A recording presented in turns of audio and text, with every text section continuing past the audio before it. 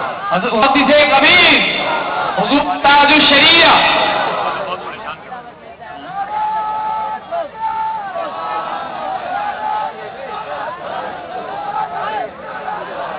السلام علیکم ورحمۃ اللہ وبرکاتہ. الحمد للہ نحمده ونصلي ونسلم على رسوله الكريم. اما بعد فاعوذ بالله من الشيطان الرجيم. بسم الله الرحمن الرحيم. قل لا تمنوا علي اسلامكم بل الله يمن عليكم ان هداكم للإيمان. صدق الله العلي العظيم. درود شریف ایک بار ورد کر لیں. اللهم صل على سيدنا ومولانا محمد معدن الجود والكرم وآلہ واصحابہ وبارک وسلم. قرآن پاک میں رب العالمین نے جو ارشاد فرمایا اس کی ایک آیت میں نے تلاوت کی، ترجمہ سماعت فرما لیں. لوگوں، اپنے مسلمان ہونے کا احسان فرمایا. اے پیارے محبوب، آپ یہ اعلان فرما دیں، یہ ارشاد عام کر دیں کہ لوگوں، اپنے مسلمان ہونے کا احسان میرے اوپر نہ جتاؤ، بلکہ اللہ اپنا احسان جتاتا ہے اس بات پر کہ تمہیں ہدایت ایمان کی عطا فرمائی. اس سے اب آپ سمجھ سکتے ہیں کہ ایمان کی دولت یہ اللہ تبارک و تعالی کی نعمت ہے. اپنی محنت اور اپنی طلب سے کوئی ایمان کو حاصل نہیں کر پاتا، بلکہ اللہ کا کرم خاص ہے جس کو وہ عطا فرما دے. میں عرض یہ کرنا چاہتا ہوں کہ اللہ تعالی نے پورے قرآن میں بہت سی نعمتوں کا ذکر کیا. آپ کے وجود کے بارے میں بھی ذکر کیا کہ ہم نے تمہیں کیسے کیسے وجود عطا فرمایا، تمہیں کیسا خوبصورت بدن دیا، آنکھیں عطا کی، اور تمہیں کان دیے، بولنے کی زبان عطا کی، تمہیں خوبصورت لب عطا کیے، تمہارے اندر بہت ساری خوبیاں ہم نے سمو دی. مگر اس کے ساتھ یہ بھی فرمایا تمہارے لیے کھانے پینے اور اپنی عزت و شہرت کے اسباب بھی ہم ہی نے پیدا کیے. یہ سب کچھ نعمتیں اللہ نے اور بے شمار نعمتیں اللہ نے ذکر فرمائی، یہاں تک کہ فرمایا وَخَلَقَ لَكُم مَّا فِي الْأَرْضِ جَمِيعًا. زمین میں جو کچھ ہے وہ سب تمہارے لیے ہم نے پیدا کیا ہے، تمہاری خدمت اور تمہاری منفعت کے لیے پیدا کیا. فرماتا ہے وَسَخَّرَ لَكُمُ الشَّمْسَ وَالْقَمَرَ دائبین. اللہ تعالی نے چاند اور سورج تمہارے لیے مسخر کر دی. ان کی روشنی سے اور ان کی گرمی اور ٹھنڈک سے تم منافع اٹھاتے ہو، فائدے حاصل کرتے ہو. اللہ نے فرمایا وَسَخَّرَ لَكُم مَّا فِي السَّمَاوَاتِ وَمَا فِي الْأَرْضِ جَمِيعًا مِّنكُمْ جَمِيعًا مِّنْهُ. اللہ تبارک و تعالی فرماتا ہے کہ اس نے وہ تمام نعمتیں جو آسمانوں میں ہیں، زمینوں میں ہیں، وہ سب تمہارے لیے ہم نے مہیا کر دی. اب اتنی نعمتیں ذکر کی، مگر ان نعمتوں میں کسی نعمت کے اوپر اللہ تعالیٰ نے اپنا احسان نہیں جتایا. یہ نہ فرمایا کہ میں احسان جتاتا ہوں کہ تمہیں 2 آنکھیں دی، میں احسان جتاتا ہوں کہ سننے کے لیے کان دیے، میں احسان جتاتا ہوں کہ بولنے کے لیے زبان دی، میں تم پر احسان جتاتا ہوں کہ تمہیں سمجھنے کے لیے عقل عطا فرمائی، تمہارے لیے روزی مہیا کی، تمہارے لیے روشنی پیدا فرمائی.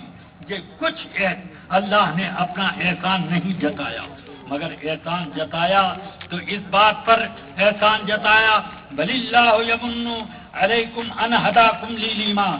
اللہ احسان جتاتا ہے اس بات پر کہ تمہیں ایمان کی ہدایت اتنے آتا ہے. اس سے کیا آپ یہ نہیں سمجھ سکتے کہ اللہ نے اتنی نعمتیں دی، احسان نہ جتایا اور ایمان دے کر احسان جتایا ہے اس بات پر کہ سب نعمتیں ایمان پر قربان کرنے کے لیے اور ایمان کسی پر قربان نہیں کیا جاتا. ایمان یہ قربانی سے حاصل ہوتا ہے، رب کی عنایتوں سے حاصل ہوتا ہے. اس لیے اب ایمان کی حفاظت کا مسئلہ آپ خود سمجھ سکتے ہیں اور یہ بھی سمجھ سکتے ہیں کہ اللہ کی دی ہوئی نعمتوں میں سب سے قیمتی نعمت کون سی نعمت ہے جو ہمارے پاس موجود ہے؟ وہ ایمان کی نعمت ہے، ایمان کی دولت ہے. اس لیے اب اگر آپ روپے پیسے، زمین جائیداد، اپنی صحت و توانائی کی حفاظت کے لیے انتظام کرتے ہو تو کرتے رہو، مگر یاد رکھو کہ یہ ساری حفاظتیں اگر تمہیں ایمان کے لیے قربان کرنی پڑے تو سب قربان کرو. اگر ایمان کو ایک لمحے کے لیے ضائع ہونے کی آپ کو مہلت بھی دی جائے گی. پھر یہ بھی سمجھ لو کہ ایمان کے چھیننے والے ایک طرح کے نہیں ہیں. نعمتیں جیسی ہوتی ہیں اسی اعتبار سے اس کے چھیننے والے بھی بہت قسم کے ہوتے ہیں.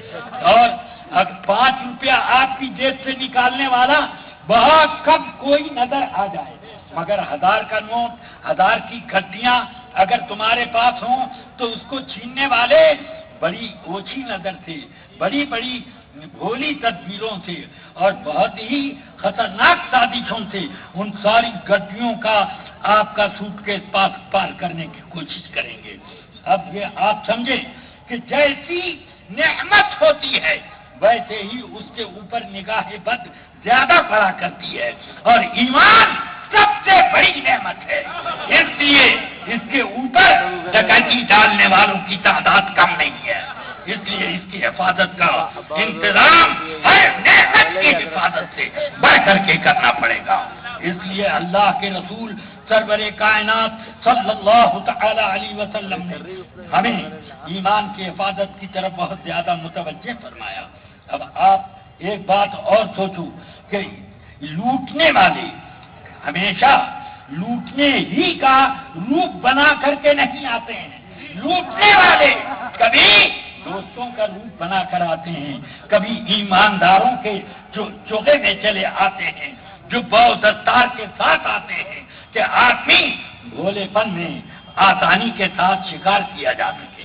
اس لیے آپ سوچ لو کہ اعلیٰ حضرت نے بہت سوچ سمجھ کر اور کتاب و سنت کی روشنی میں ارشاد فرمایا، سونا جنگل رات اندھیری چھائی بدلی کالی ہے. سونا جنگل رات اندھیری چھائی بدلی کالی ہے. سونے والوں جاگتے رہیے. سونے والوں آنکھ بند کر کے سونے والے نہیں ہیں. ارے سونا چاندی جو سونا ہے. ہاں اے ایمان کے سونے والوں، اے ایمان کا سونا رکھنے والوں، سونے والوں جاگتے رہیو. چوروں کی رکھوالی ہے، چوروں کی رکھوالی ہے. اس لیے ان چوروں کو خوب پہچانو. آپ سن رہے ہیں توحید نیٹ ورک کی اسلامک آواز. Tawheed network international Islamic YouTube channel. خوب اچھی طرح سے اس چیز کا آپ کو اندازہ کر کے قدم آگے بڑھانا پڑے گا. اس لیے میرے آقا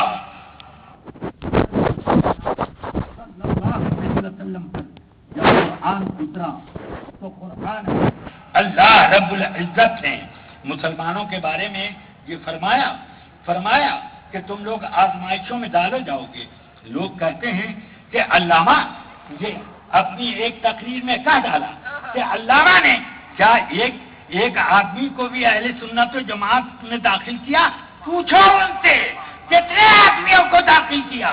تو وہ کہیں گے الحمدللہ میں نے ہزاروں آدمیوں کو سنت و جماعت سے باہر نکالا. سبحان اللہ، ہم نے نہیں کسی کو نکالا بلکہ نکلنے والوں کو روکتے رہے. ہاں اگر کوئی خود قسم کھا لے کہ ہم نکلیں گے تو کون اس کو روک سکتا ہے؟ کون روک سکتا ہے؟ ہم نے کہا تھا کہ اللہ اور رسول کی جو تعلیمات ہیں ان سے باہر چلے جاؤ. تم یہودیوں کو اپنا بلیورز کہو کہ اللہ، اور تم نصارہ کو اپنا بلیورز کہو.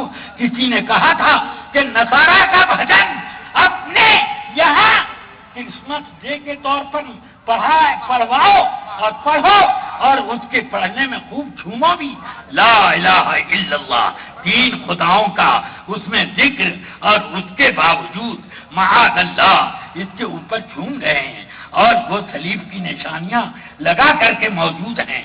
یاد رکھو میرے آقا سرور کائنات صلی اللہ تعالی علیہ وسلم نے ارشاد فرمایا، ارشاد آپ کا خوب غور سے سنو، کہ فرمایا میری امت کے 73 فرقے ہو جائیں گے، ہو جائیں گے، تو یہ 73 فرقے خود سے بنیں گے یا رسول اللہ کے حکم سے بنیں گے؟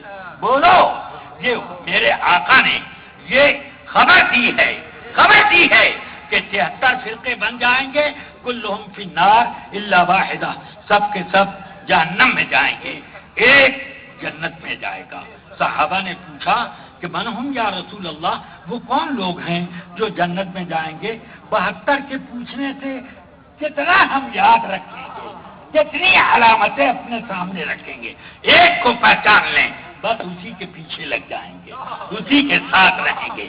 وہ کون ہے؟ فرمایا ما انا علیہ و اصحابی، ما انا علیہ جس پر میں ہوں، وہ اصحابی اور جس طریقے پر میرے صحابہ ہیں۔ بولو ما انا علیہ کے بعد صحابی کی ضرورت کیا تھی؟ ما انا علیہ کہنے کے بعد جس طریقے پر میں، بس وہی تو طریقہ فیصلہ کن ہے، پھر صحابی کہنے کا کیا معنی ہے، کیوں کہا گیا؟ اس لیے کہا گیا کہ بہت سے وہ کام ہیں جو کہ میں نہیں کر رہا ہوں مگر میرے صحابہ کر رہے ہیں، اس طریقے کو اپنانا پڑے گا۔ عمر فاروق کے پاس ایک کلمہ پڑھنے والا آیا کہ محمد نے یہ فیصلہ کیا اور اس یہودی کے حق میں فیصلہ کر دیا، تو حضرت عمر فاروق نے کیا کیا؟ اس وقت فرمایا ٹھہرو، میں ابھی آتا ہوں، فیصلہ کروں گا۔ تلوار لائے، اس منافق کی گردن اڑا کر فرما دیا کہ تیرا فیصلہ یہ۔ اب اس سے کیا پتا چلا کہ صحابہ کے کس طریقے کو اپنانا ہوگا۔ صحابہ کرام نماز میں بھی رسول پاک کی تعظیم کیا کرتے تھے۔ رسول اکرم صلی اللہ علیہ وسلم نے کبھی اس بات پر منع نہیں فرمایا کہ بس کریں۔ اچھا، اب اتنے سے آپ حضرات نے سمجھ لیا ہوگا کہ میں نے ایمان کی حفاظت کے لیے کیا آپ کو متوجہ کیا۔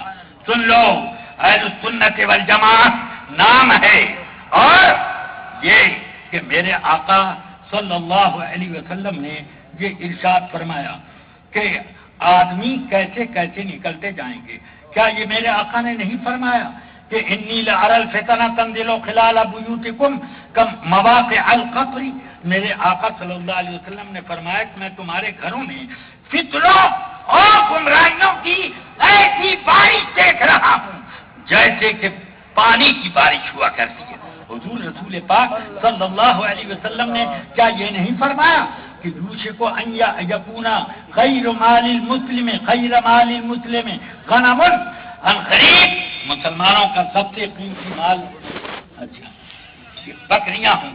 اس لیے اب آپ سوچو کہ کیا بتا رہے ہیں کہ یہ سب اپنی بکریاں لے کر ساری جائیدادیں دولت چھوڑ کر کے جنگلوں میں چلے جائیں گے۔ اگر یہ قوم، یہ ہدایت کے لوگ سمجھتے نہیں جاتے تو یہ رسول پاک کیوں فرماتے؟ اس لیے اس بات کا تانا دینا رسول پاک کی حدیث کا انکار کرنا ہے۔ اللہ تبارک و تعالی ہم سب کو ہدایت پر قائم رکھے، ہمارے سروں پر اعلیٰ حضرت کا کہ ایمان کا سایہ قائم رکھے۔ السلام